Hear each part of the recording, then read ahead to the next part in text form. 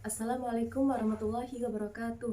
Saya Dea Amelia dari Prodi Manajemen 2021 akan menganalisis sebuah kasus pelanggaran HAM yang terkait tentang pengeroyokan di Tasikmalaya, Jawa Barat yang terjadi pada hari Jumat 14 Januari 2022. Lagi-lagi kabar mengenai geng motor kembali mencuat.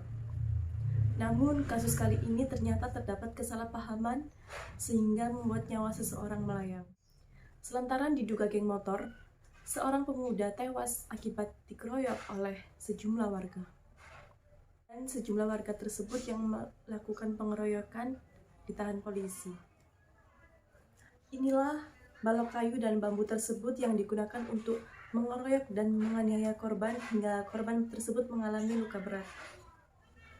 Kejadian itu berawal saat korban mengendarai motor bersama teman-temannya. Namun nasib hanya menimpa seseorang pemuda tersebut. Dan ketika berada di depan pemakaman Bong Tasikmalaya, kawanan pemuda yang diduga geng motor dihentikan oleh warga. Naas, korban telah dikeroyok oleh sejumlah orang hingga mengalami luka parah di bagian kepala. Setelah 5 hari dirawat di Rumah Sakit Umum Daerah Tasikmalaya, korban meninggal. Padahal keluarga korban menegaskan bahwa pemuda itu tidak pernah terlibat dan bergabung dalam anggota geng motor. Lalu polisi mengamankan 2 orang yang diduga melakukan pengeroyokan lebih kejam dan sadis. Sementara belasan orang lainnya yang ikut mengeroyok korban kini sedang diburu oleh polisi. Solusi untuk kasus tersebut yaitu janganlah main hakim sendiri, dan seharusnya jikalau memang resah dengan adanya geng motor, hendaknya periksa terlebih dahulu apakah dia membawa senjata tajam atau tidak. Bukan main keroyokan secara langsung dan melibatkan banyak warga.